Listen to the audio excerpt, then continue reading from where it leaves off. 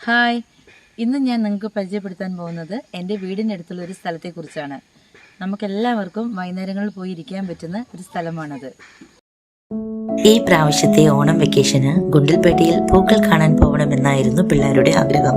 എന്നാൽ തിരക്ക് കാരണം പുറത്തെവിടെയും കൊണ്ടുപോകാൻ സാധിച്ചില്ല. പലപ്പോഴും വയനാട്ടുകാർ സ്വന്തം നാടിന്റെ ഭംഗി ആസ്വദിക്കാറില്ലല്ലോ. മുണ്ടക്കൈ ചൂരൽമല ദുരന്തത്തിന് ശേഷം മാധ്യമ സൃഷ്ടിയായിരിക്കാം വയനാട് മൊത്തത്തിൽ തകർന്നു എന്ന രീതിയിലാണ് പ്രചരണം. ചിലപ്പോഴെങ്കിലും മഴക്കാലത്ത് രൗദ്രഭാവം കാണിക്കുന്ന വയനാടിന് മറ്റുള്ള മാസങ്ങളിൽ എന്തു ഭംഗിയാണെന്നറിയുമോ? സ്കൂൾ തുറക്കുന്നതിന് തലേ ദിവസം മക്കളുടെ ആഗ്രഹം നിറവേറ്റാൻ വീടിനടുത്തുള്ള ചീങ്ങേരി മലയിലേക്കാണ് ഇന്നത്തെ യാത്ര. ആവശ്യത്തിന് വെള്ളവും കുറച്ച് സ്നാക്സും കയ്യിൽ കരുതി കസിൻ സിസ്റ്ററുടെ മകന്റെ ഓട്ടോയും വിളിച്ച് ഞങ്ങൾ യാത്ര ആരംഭിച്ചു. പോകുന്ന വഴികളിലൂടെയുള്ള പൂക്കളോടും ശലഭങ്ങളോടും കിന്നാരം പറഞ്ഞ് കിച്ചുവും ചച്ചും യാത്ര തുടരുകയാണ്. പോത്തുകെട്ടിയിൽ നിന്നും ഏകദേശം 5 മിനിറ്റ് യാത്ര ചെയ്താൽ ചീങ്ങേരി മലയിലെത്താം. അടിവാരം ടൗൺ കഴിഞ്ഞ് അമ്പലവേലയിലേക്കുള്ള വഴിയിലൂടെ 300 മീറ്റർ പോയാൽ ഇടതുവശത്തേക്ക് സൈൻ ബോർഡ് കാണാം.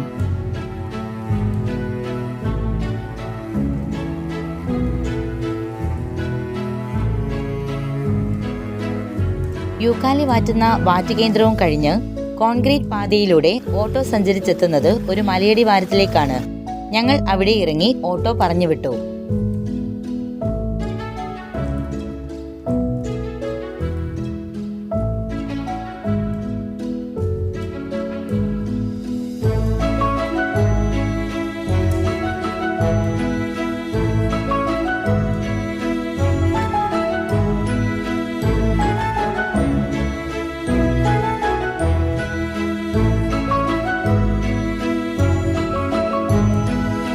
അതും കഴിഞ്ഞ് കാണുന്നത് ഒരു ചെറിയ കാവ് ആണ്.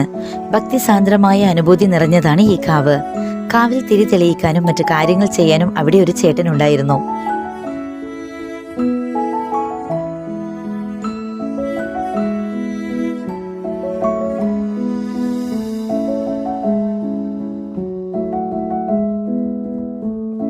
അത് കഴിഞ്ഞ് ഞങ്ങൾ കോൺക്രീറ്റ് പാതയിലൂടെ മുന്നോട്ട് നടന്നു.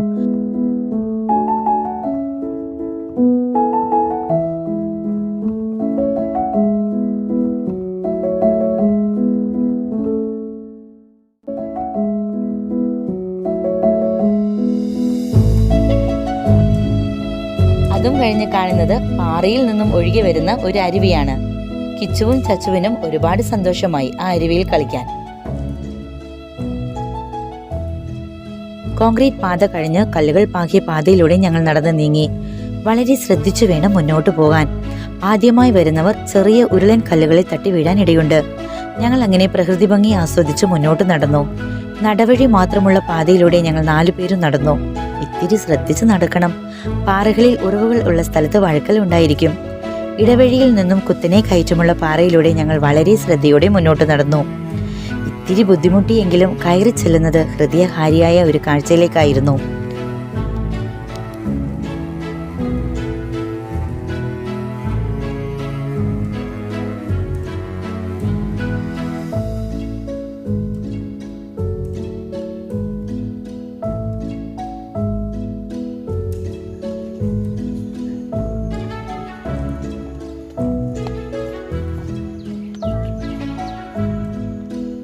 ഇത്തിരി ശ്രദ്ധിച്ചു നടക്കണം. പാറകളിൽ ഉറവുകൾ ഉള്ള സ്ഥലത്ത് വഴുക്കൽ ഉണ്ടായിരിക്കും.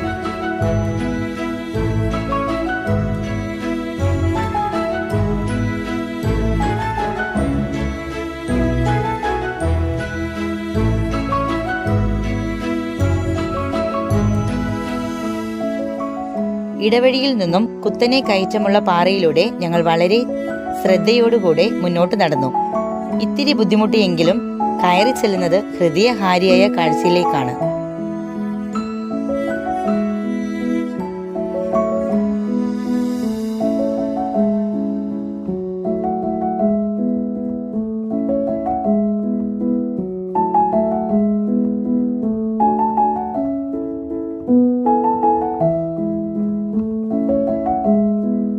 മലകളാൽ ചുറ്റപ്പെട്ട നാട്, നെൽവയലുകളാൽ സമൃദ്ധമായ വയനാട്, വയൽനാട് അങ്ങനെ വയനാടായി മാറി.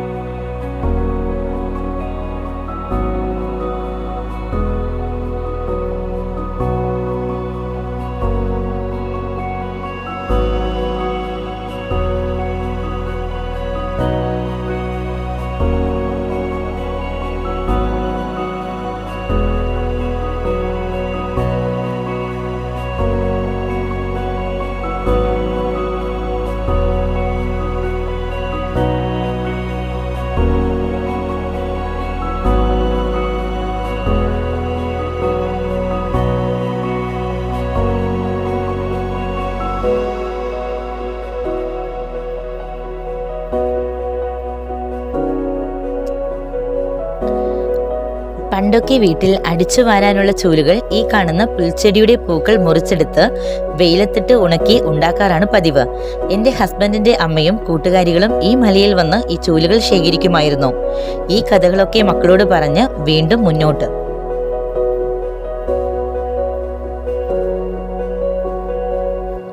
നമ്മുടെ അടുത്ത് കുശലം പറയാൻ എന്ന പോലെ അസ്തമയ സൂര്യന്റെ കിരണങ്ങൾ ഏറ്റ് മേഘങ്ങൾ അടുത്തേക്ക് വരുന്നത് പോലെ തോന്നും. ഇതുവരെ നടന്നു വന്നതിന്റെ ക്ഷീണം ആ ഒറ്റ കാഴ്ചയിൽ പാടെ ഇല്ലാതാവും.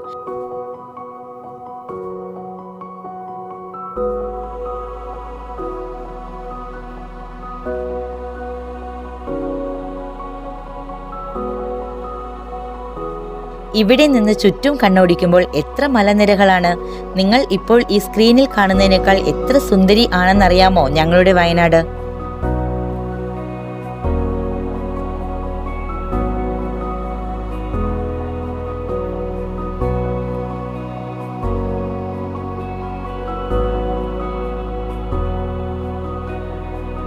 ഇവിടെ നിന്ന് നോക്കിയാൽ നോക്കത്താ ദൂരത്ത് പരന്നു കിടക്കുന്ന കാരാപ്പുഴ ഡാമിന്റെ കൈവഴികളും കാണാം. അസ്തമയ സൂര്യന്റെ കിരണങ്ങളേറ്റ് കാരാപ്പുഴ ഡാം അല്പം സുന്ദരിയായിട്ടുണ്ടോ എന്ന് തോന്നിപ്പോവും.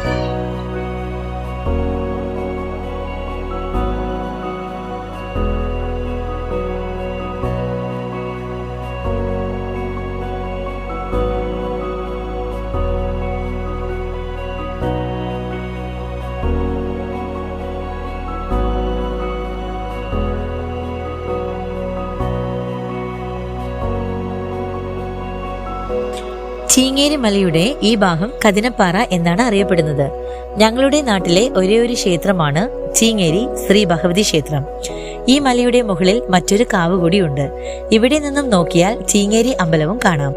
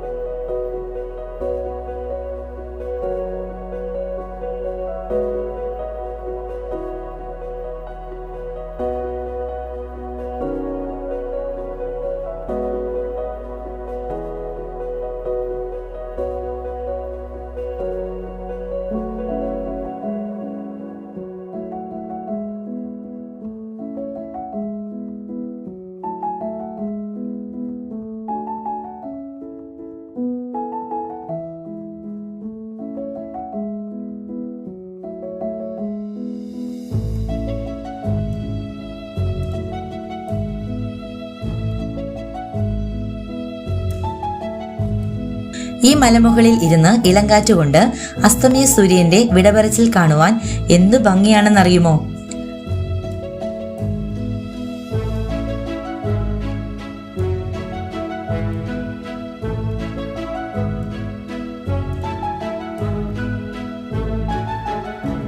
സൂര്യൻ വിട പറഞ്ഞാൽ മാനമാകെ ചെഞ്ചോര നിറമാകും.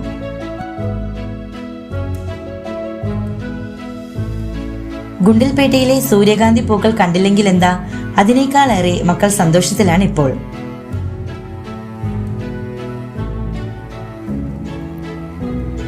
കൺകുളിർക്കെ കാഴ്ചകൾ കണ്ട് മലയിറങ്ങുമ്പോൾ എല്ലാവർക്കും നല്ല വിശപ്പ്. നേരെ അസീക്കിയുടെ താജ് ഹോട്ടലിലേക്ക് വെച്ചുപിടിച്ചു.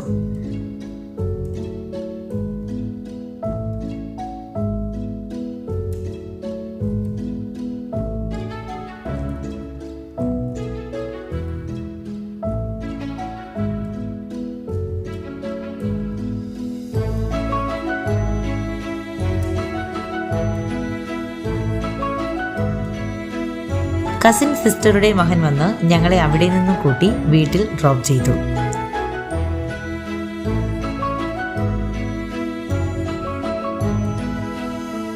ഞങ്ങളുടെ ഈ വിശേഷങ്ങൾ നിങ്ങൾക്കും ഇഷ്ടപ്പെട്ടാൽ ലൈക്ക് ചെയ്യുക, ഷെയർ ചെയ്യുക, സബ്സ്ക്രൈബ് ചെയ്യുക.